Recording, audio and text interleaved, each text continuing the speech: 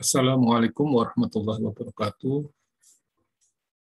Kita berjumpa lagi di mata perkuliahan perpajakan lanjut. Pada pertemuan ke-9 ini kita akan membahas tentang bea materai. Apa itu bea materai? Nanti akan kita ikuti lebih lanjut. Pada pertemuan ini, yaitu bea materai, kita akan membagi dua topik, yaitu topik pertama terkait dengan pengenaan atau objek dari bea materai. Kedua, tarif bea materai. Tiga adalah tidak dikenakan bea materai. Sedangkan di topik kedua, kita akan membahas terkait dengan saat terhutangnya bea materai, benda materai dan penggunaannya, serta sanksi bea materai.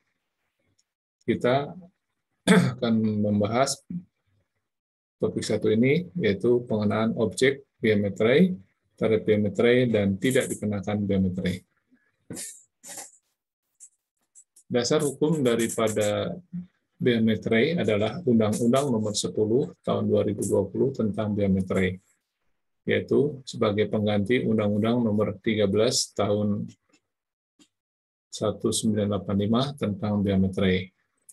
Kedua, Peraturan Menteri Keuangan Nomor 4 PMK 03/2021 tentang pembayaran bea materai, ciri umum dan ciri khusus materai tempel, materai dalam bentuk lain, dan penentuan keabsahan materai saat pemateraian kemudian. Ketiga adalah Peraturan Pemerintah Nomor 86 Tahun 2001 tentang pengadaan, pengelolaan, dan penjualan materai. Pengertian dari bea materai, yaitu bea materai sendiri adalah menurut Undang-Undang Nomor 10 Tahun 2020, bahwa materai adalah pajak atas dokumen. Sedangkan dokumen sendiri mempunyai pengertian bahwa sesuatu yang ditulis atau tulisan dalam bentuk tulisan tangan, cetakan, atau elektronik yang dipakai sebagai alat bukti atau keterangan. Atau dapat dikatakan bahwa materai adalah pajak atas dokumen, di mana dokumen adalah sesuatu yang ditulis atau tulisan dalam bentuk tulisan tangan, cetakan, atau elektronik yang dapat dipakai sebagai alat bukti atau keterangan. Di sini bahwa mempunyai pengertian bahwa tidak semua dokumen yang tertulis atau yang cetakan atau elektronik itu dikenakan bea materai. Tetapi ada di dalam undang-undang ini mengatur dokumen-dokumen yang akan menjadi objek dari bea materai.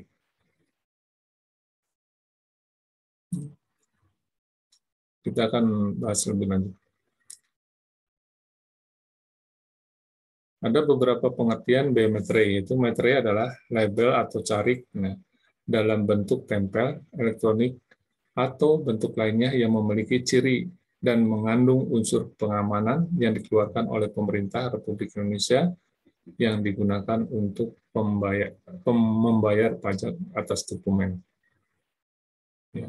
Tanda tangan adalah tanda sebagai lambang nama sebagaimana lazimnya dipergunakan, termasuk paraf, teraan, atau cap tanda tangan atau cap paraf, teraan atau cap tangan, atau tanda tangan lainnya sebagai pengganti tanda tangan atau tanda tangan elektronik sebagaimana dimaksud dalam Undang-Undang di bidang informasi dan transaksi elektronik. Jadi, sini bahwa materai itu adalah bentuk tempel elektronik atau bentuk lainnya yang memiliki ciri yang mengandung unsur pengamanan yang dikeluarkan pemerintah Republik Indonesia. Jadi, tidak sembarangan ya materai ini dilakukan, tetapi harus sesuai dengan peraturan perundang-undangan perpajakan tentang bea materai. Nah, sini juga Tanda tangan biasanya disertai dengan materai yang dibubuhi dengan tanda tangan, agar bisa dipakai sebagai dokumen yang mempunyai keabsahan. Kita mengajak kepada pengenaan objek di biometri. Ajas dari pengaturan biometri ada kesederhanaan, ya, efisiensi, keadilan, kepastian hukum, dan kemanfaatan. Apa itu kesederhanaan? Yaitu biometri ini harus dapat memberikan kemudahan kepada masyarakat dalam memenuhi hak dan kewajibannya. Jadi kesederhanaan jadi cukup mudah, ya, masyarakat tidak mengalami kesulitan di dalam memenuhi hak dan kewajibannya. Jadi cukup sederhana. Ya. Kedua adalah efisiensi. Efisiensi itu adalah berorientasi, ya, pengaturannya berorientasi pada minimalis penggunaan sumber daya untuk mencapai hasil kerja yang terbaik, efisien, ya. Jadi tidak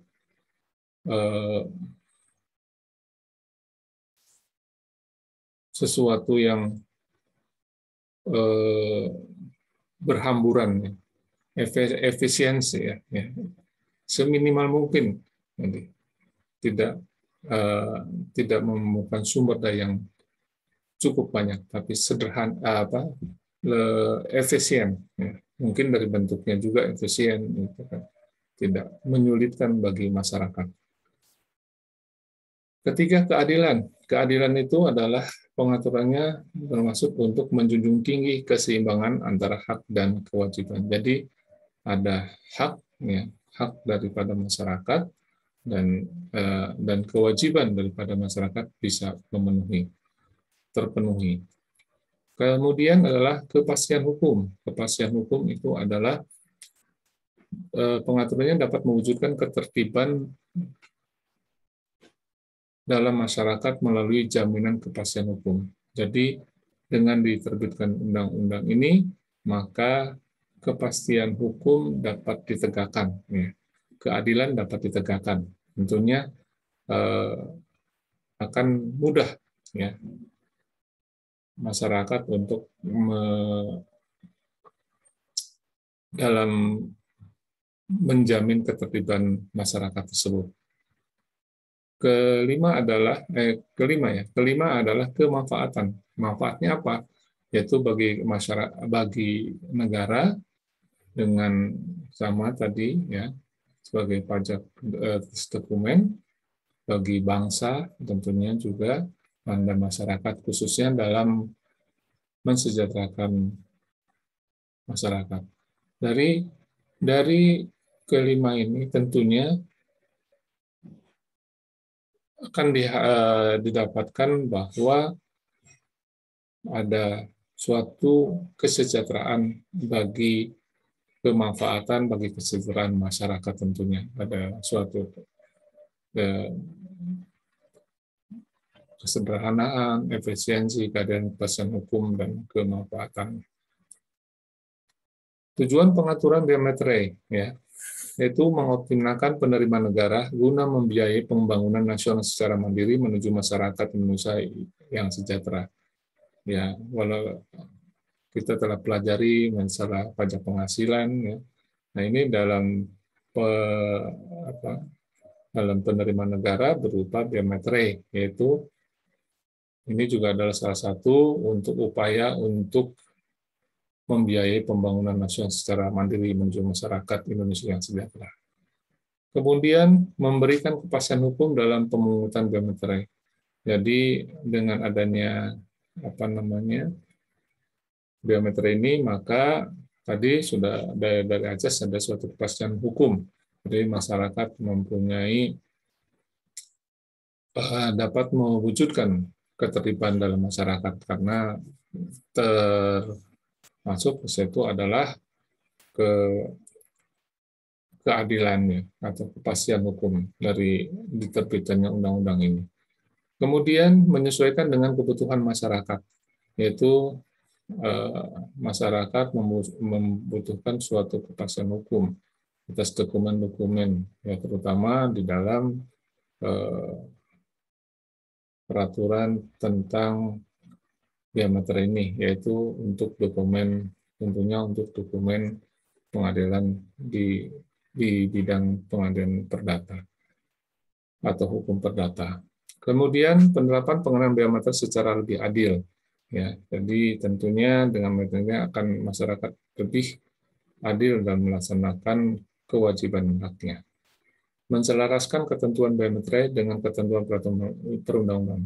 Artinya bahwa ini adalah pengaturan biometri ini menselaraskan ya peraturan-peraturan undang-undang lainnya. Pengenaan objek biometri, dokumen yang dibuat sebagai alat untuk menerangkan mengenai suatu kejadian bersifat perdata. Jadi dokumen ini adalah dokumen yang dibuat sebagai alat untuk menerangkan mengenai sesuatu yang bersifat perdata. Jadi kalau dokumen-dokumen biasa, ya tentunya tidak dikenakan biometri. Ya, ini kaitan dengan nanti kita lihat dokumen-dokumen apa yang akan sebagai bersifat perdata ini. Selanjutnya dokumen yang digunakan sebagai alat bukti pengadilan. Jadi bisa juga dengan sebagai perdata tentunya akan terkait dengan dokumen yang digunakan sebagai alat bukti di peradilan. Dokumen yang bersifat perdata meliputi misalnya surat perjanjian, surat keterangan, surat pernyataan, atau surat lainnya yang sejenis beserta rangkapnya. Kedua adalah akte notaris beserta glosi, hasil salinan dan kutipannya. Ketiga, alat pejabat, akte pejabat pembuatan akte tanah beserta salinan dan kutipannya, surat berharga dengan nama dalam bentuk apapun, dokumen transaksi surat berharga, termasuk dokumen transaksi kontrak berjangka dengan nama dan dalam bentuk apapun, dokumen lelang yang berupa kutipan risalah lelang, minuta risalah lelang, salinan risalah lelang, dan glosse risalah lelang. Dokumen yang menyatakan jumlah uang dengan nilai nominal lebih dari 5 juta. Kalau dulu itu ada tahapan ya, ada 3.000, ada 6.000, kalau sekarang adalah semuanya adalah batas minimal adalah 5 juta. Di atas 5 juta, maka akan dikenakan bea materai. Dokumen lain yang ditetapkan dengan peraturan. Jadi ada peraturan dokumen-dokumen lain yang ditetapkan oleh pemerintah lebih lanjut.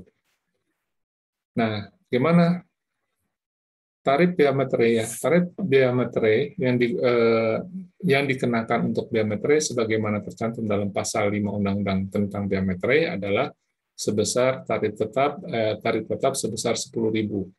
Jadi kalau dulu adalah 5.000, ada 3.000, ada 6.000.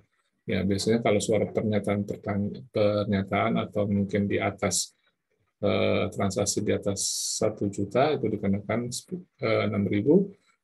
Kalau sekarang pembayaran minimal 5 juta, itu nominal 50 juta akan dikenakan atas tarif yang sebesar 10.000. Tidak dikenakan bea materai.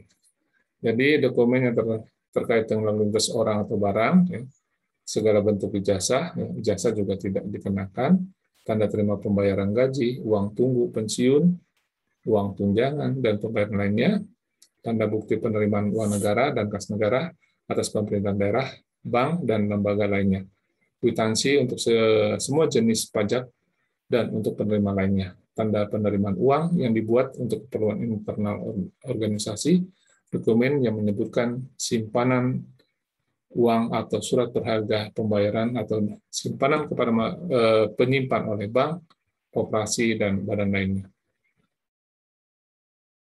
Dan ini daftar pustaka yang dipakai, mungkin nanti dilampirkan ya.